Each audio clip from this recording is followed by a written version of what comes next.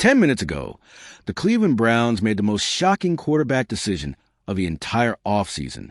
And no, it wasn't a stick with a veteran. It wasn't a wait out the drama. It was this. They're officially giving Shedeur Sanders a shot to take over the starting quarterback role. Yeah, that's Shedeur Sanders, the fifth-round project, the guy they tucked behind third stringers and sidelined for mysterious oblique injury. The guy who just 3 weeks ago was being treated like a practice squad placeholder. That guy, he's now in the driver's seat. And the NFL, it's watching this unfold in real time. If you're into the real story and all the messy twists they don't show on highlight reels, go ahead and subscribe. And if you're sticking around to see how this Browns QB chaos plays out, you should definitely be subscribed. Let's be clear, this decision didn't come easy. It wasn't made because the Browns wanted to reward potential. It wasn't part of some long-term master plan. This decision came because Shedeur Sanders left them no choice. He didn't ask for headlines. He didn't walk into the building expecting to shake up the entire quarterback room. He just showed up, laced his cleats, kept his head down, and outplayed everyone around him. And the wildest part? The fans saw it before the coaches did, before the media did. They saw the control, the pocket presence, the accuracy on tight window throws. And while the coaches were still talking about development timelines and depth chart protocol, the fan base was already chanting his name. So what finally tipped the scales? According to multiple sources inside the building, it wasn't just a film. It wasn't just the throws. It was intangibles. The things you can't measure in combined numbers or a chart on a clipboard. Leadership, command, maturity under pressure. And yeah, even media savvy. Because while the Browns have been historically allergic to stability at the quarterback position, Shedeur brought a different kind of energy. He didn't just run the offense, he settled it. Receivers trust him. Linemen protect harder when he's under center. And the defense? They started treating his reps like real game-time simulations, not walkthroughs, battles. Let's not forget, this is the same team that spent years throwing half-baked rookies to the wolves while protecting subpar veterans like they were made of glass. So for the Browns to suddenly open the door this wide for Shedeur, that's not nothing. That's a course correction. And yeah, part of that is thanks to the chaos happening outside Cleveland too. The Giants just made headlines of their own with a leaked interview clip implying that Shedeur was too flashy to succeed in the league. The not-so-subtle implication? That being charismatic, confident, and unapologetically himself made him somehow less worthy of a leadership role. Big mistake.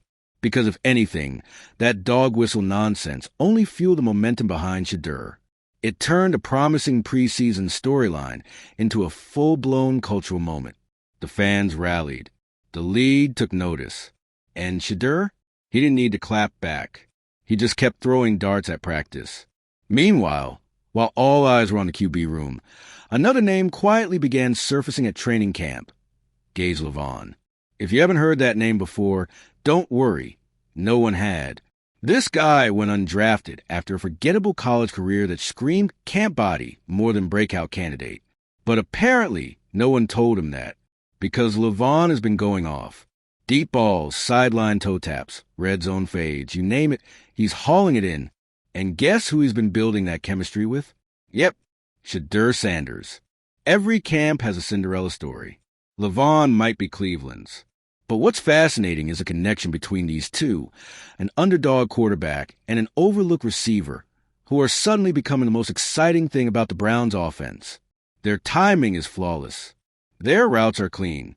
Their chemistry is visible. And every time they're on the field together, the energy spikes. Which makes you wonder, did this team stumble into its future duo by complete accident? And if so, will they actually let it happen? Because let's be honest, Cleveland has a habit of squandering its own momentum. Every time they get a glimpse of something special, something changes the script. Off-field distractions, infighting, leadership fumbles.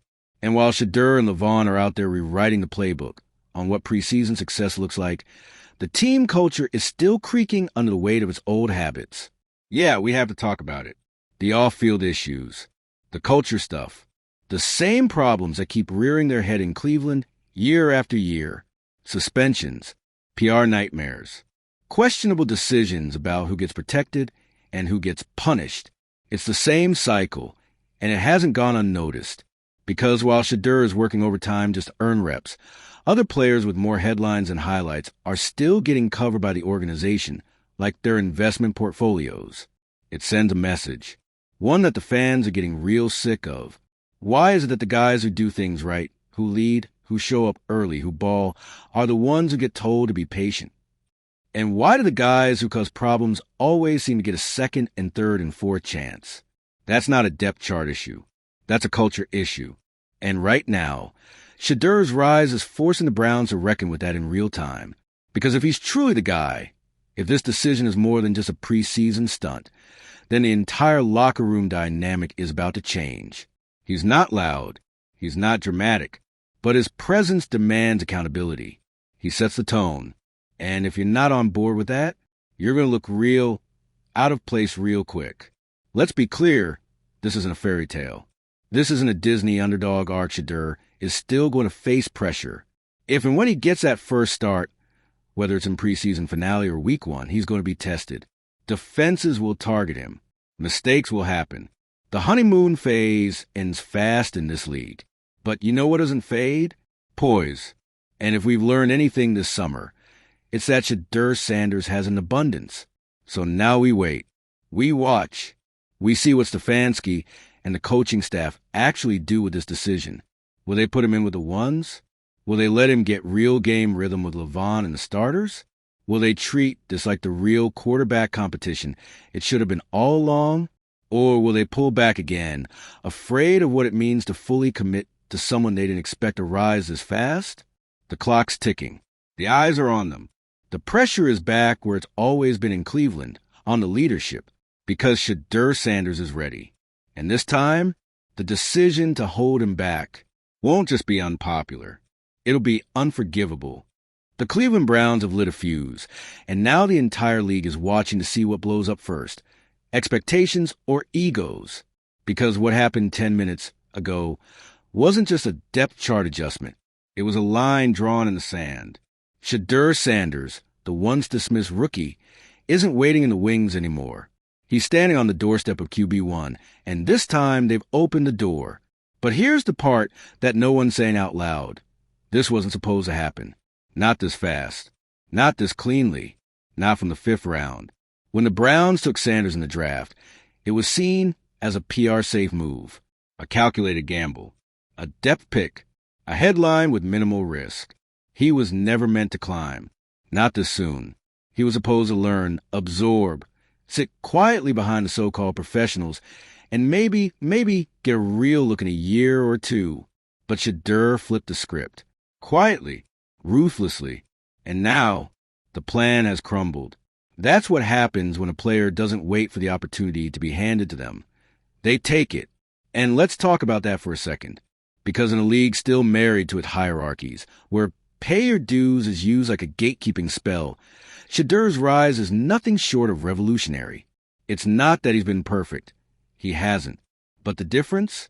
He improves. He adapts. And more importantly, he listens. Ask anyone around the facility, offensive assistants, equipment guys, film staff. The kid is present. Not just physically, but mentally. He's the first one in the QB room, the last one to leave. He breaks down tape like a coordinator. He takes coaching without ego. And when he makes a mistake, he owns it, fixes it, comes back better the next rep. That's not a rookie trait. That's a franchise trait. And it's forcing everyone, coaches, vets, front office, to confront the uncomfortable truth.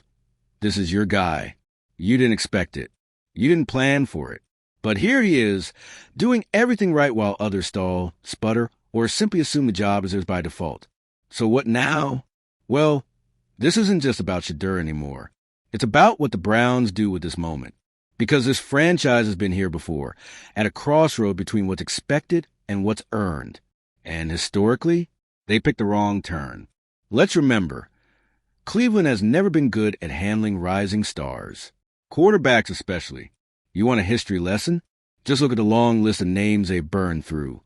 Some too green, some too proud, and others just thrown to the wolves before they had a shot. But Shadur, he doesn't fit that mold. He's not a raw talent. He's a refined presence. And the question the Browns are facing now isn't, is he ready? It's, are you? Because if they fumble this, it won't just be a roster mistake. It'll be a cultural disaster. Think about what Shadur represents to the fan base right now. He's not just a rookie QB. He's hope without baggage, promise without controversy. The Browns have spent decades chasing the guy. And for once, the guy might already be in the building. So, do you embrace that? Do you adapt your system, your messaging, your leadership model to support him? Or do you fall back into fear, into he's not a veteran yet? Or let's not shake up the room, or the classic, we need more reps before we decide? Because here's the secret nobody inside that building wants to admit. They're scared of what happens if Shadur wins. Not because he's not capable, but because his rise would upend everything they've invested in. The playbook, the rep hierarchy, the PR scripts, the backup plans, the quiet deals made in film rooms behind closed doors. You don't plan for a revolution. And Shadur has brought one with him, just by doing the job better than expected. And that's not the only surprise Cleveland's dealing with right now. Let's pivot back to Gage Lavon, the undrafted wideout who's turning more heads every day. Remember when this guy wasn't even listed on most preseason depth charts? When he was just another training camp body, who most assumed would be gone by the second wave of cuts? Yeah, not anymore. Because Lavon's chemistry with Shadur isn't just good, it's electric. They've built a rhythm that's making coordinators do double takes. What started as second-team drills has now become appointment viewing. Lavon's ability to adjust on the fly, find soft spots in zone, and create separation on short yardage routes is giving the offense a dimension it did not have before. And here's the irony. Had the coaching staff stuck to their original plan, we never would have seen it. Lavon was barely getting looks from the backup QBs. It wasn't until Shadur started elevating and pulling Lavon with him that anyone noticed the kid could really play. That's the thing about quarterbacks like Shadur. They don't just perform. They pull others up. They shift gravity. And now, players like Lavon, who would have been cut and forgotten, are suddenly in serious conversations about the 53-man roster. But it goes deeper than a highlight reel or a few good practices. This is about identity. Who gets to lead? Who gets to define the next era of Browns football? Because for a franchise that's been desperately trying to shake off decades of dysfunction, this moment isn't just about picking the right quarterback. It's about picking the right direction. Are they going to cling to the old-school hierarchy that kept them circling the drain for 20 years? Or are they finally going to take the leap? Because Shadur is more than just a hot preseason hand. He's a mirror. He's showing the team exactly where it stands. He's revealing which voices in the locker room thrive on accountability and which ones hide behind excuses. He's drawing the line between real leadership and performative posturing. And let's be honest, not everyone's handling it well. You think some of the veterans are thrilled about a rookie suddenly becoming the face of the offense? You think the quarterbacks ahead of him are excited to share reps with someone who already has the locker room buzzing? Not a chance. There's tension, quiet tension, the kind that builds in film sessions and meeting rooms, in silent looks and subtle sarcasm. But guess what? That's normal. It happens every time a young talent starts bending the pecking order. The difference here is that Shadur isn't bending it. He's shattering it. And that's what's got people nervous. Because if he takes this job, and it's looking more likely by the hour, it won't just be a new quarterback under center. It'll be the start of a new standard. One where polish beats politics. One where growth beats favoritism. One where doing the work every day beats the resume. So now the Browns have a choice to make. Not just about Shadur, but about who they are. Do they want to be the team that plays it safe, that protects egos and seniority? Or do they want to be the team that bets on the future, even when it comes early? Because the future isn't waiting anymore. It's standing in the huddle, calm, focused, ready to go. And his name is Shadur Sanders. Because elevating Shadur Sanders isn't just about giving the kid a shot. It's about what happens after. The energy changes. The stakes rise. The microscope sharpens. And if the Browns thought the pressure was bad before, now it's relentless. For a team with a long history of fumbled opportunities and franchise-shaking missteps at QB, this is the first time in years that fans feel a surge of genuine momentum. Not hype, not preseason buzz, not this is the year delusion. Real earned momentum. And with it comes something this organization hasn't had in forever, expectation. That's where things get dangerous. Because you don't just hand the reins to a fifth-round rookie and expect the world to stay quiet. Every throw Shedeur makes in practice now becomes headline material. Every misread, clip it. Every touchdown, viral. Every interaction with a receiver, every glance at the sideline, every post-game word. It all becomes part of a rapidly developing mythology. And the question on everyone's mind, can he carry it? Early signs say yes. But that doesn't mean the waters will stay calm. Far from it. The storm is already building behind the scenes. Let's talk about what's happening inside that locker room. Because now that Shedeur's officially in the QB1 conversation, the internal dynamics have shifted in ways that can't be undone. Every quarterback room has unspoken politics. It's unavoidable. But this one's getting radioactive. You got Joe Flacco, the seasoned vet.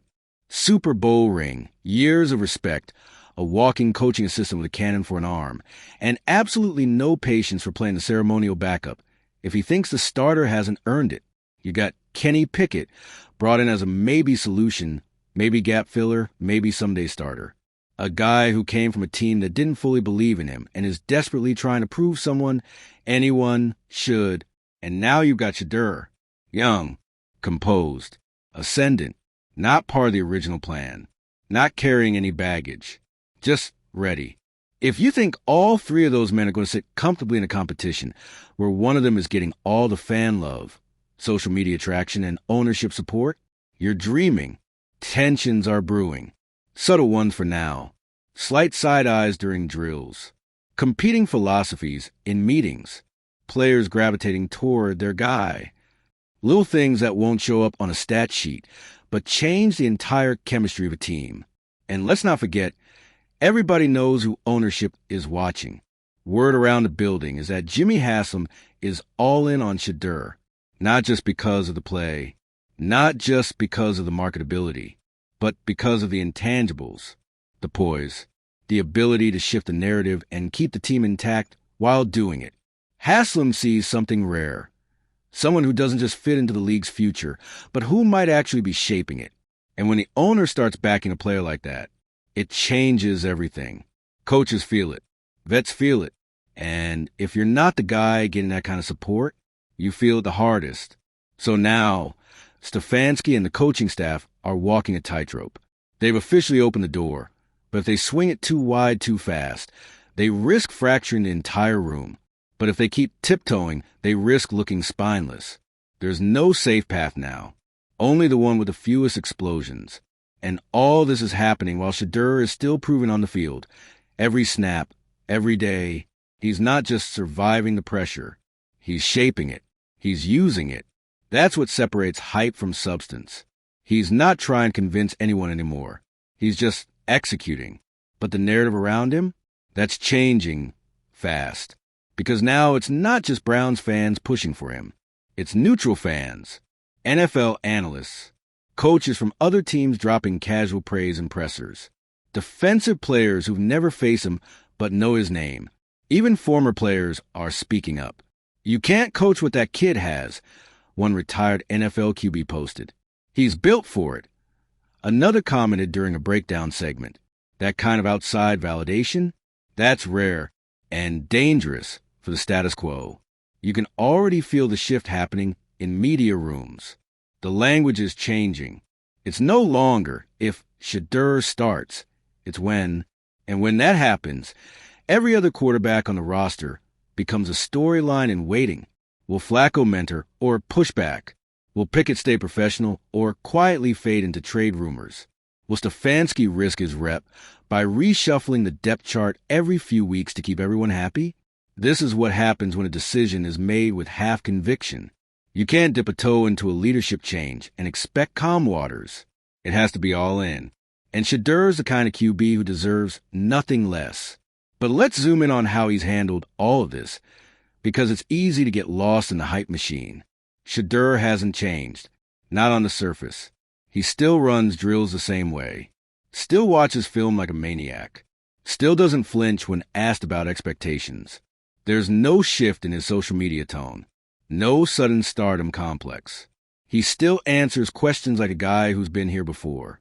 And that's the part that scares people the most. He's not acting like a breakout. He's acting like a veteran.